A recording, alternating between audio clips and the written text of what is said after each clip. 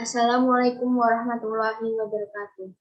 Perkenalkan, nama saya Trisnis Wulandari, nomor induk mahasiswa 20101015026. Di sini saya akan mempresentasikan latar belakang karya tulis ilmiah saya yang berjudul Hubungan Stres dengan Gangguan Siklus Menstruasi pada mahasiswi D3 Kebidanan Universitas Aisyah Yogyakarta.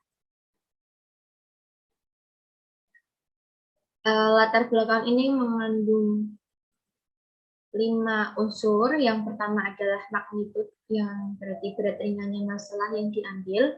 Kemudian seriousness of the problem, serius masalah, dampak masalah jika tidak ditangani.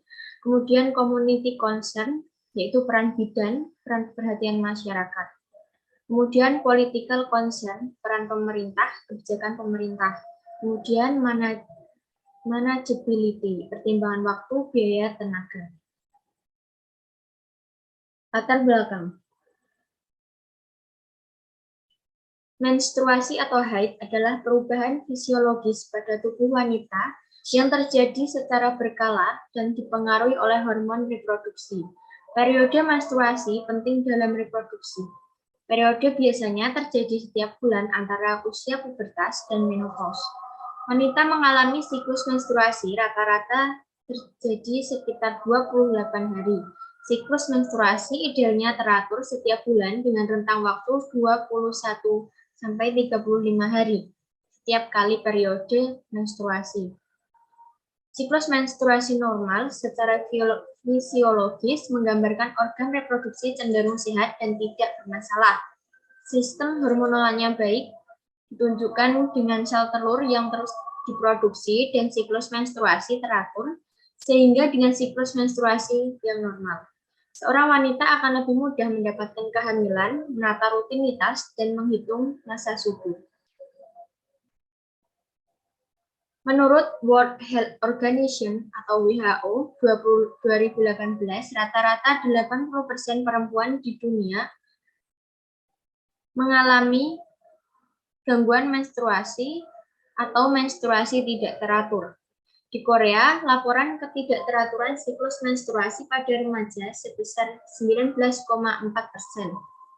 Menurut data riset kesehatan Riskesdas 2018, sebanyak 11,7% remaja di Indonesia mengalami menstruasi tidak teratur dan sebanyak 14,9% di daerah perkotaan di Indonesia mengalami ketidakaturan menstruasi dan presentasi sebanyak 15,8%. Remaja di wilayah DIY mengalami menstruasi tidak teratur. Gangguan pada siklus menstruasi dipengaruhi oleh gangguan pada fungsi hormon, kelainan sistemik, stres, kelenjar gondok, dan hormon prolaktin yang berlebihan. Gangguan dari stres menstruasi terdiri dari 3, yaitu siklus menstruasi pendek yang disebut dengan polymenore, siklus menstruasi panjang atau oligomenore, dan amenore jika menstruasi tidak datang dalam 3 bulan berturut-turut. Stres adalah respon tubuh yang sifatnya non-spesifik terhadap tuntutan beban yang merupakan respon fisiologis, psikologis, dan perilaku dari manusia yang mencoba untuk mengadaptasi dan mengatur baik tekanan internal dan eksternal. Stres yang berkelanjutan dapat menyebabkan depresi, yaitu apabila kemampuan untuk mengatasi stres pada seseorang kurang baik. Berdasarkan kompetensi bidan yang ke-9, dijelaskan bahwa bidan melaksanakan asuhan kebidanan pada wanita dengan gangguan reproduksi. Bidan ikut berperan dalam memberikan pelayanan kesehatan reproduksi. Bidan dituntut untuk memberikan informasi yang benar dan lengkap kepada masyarakat tentang kesehatan reproduksi, khususnya bagi para wanita terlebih remaja.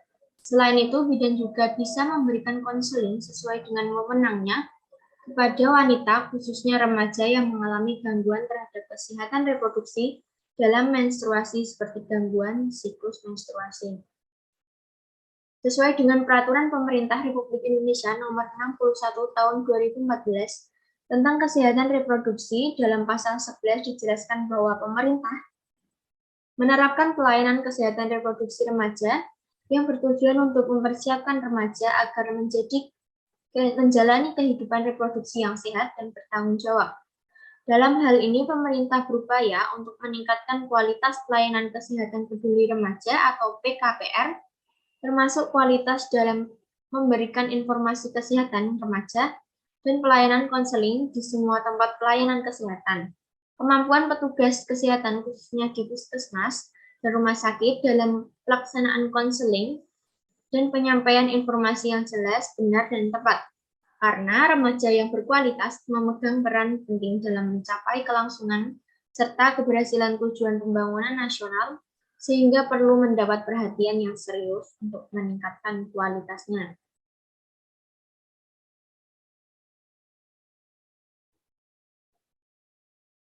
Sekian presentasi latar belakang dari saya. Bila ada kurang dan lebihnya mohon maaf. Wassalamualaikum warahmatullahi wabarakatuh.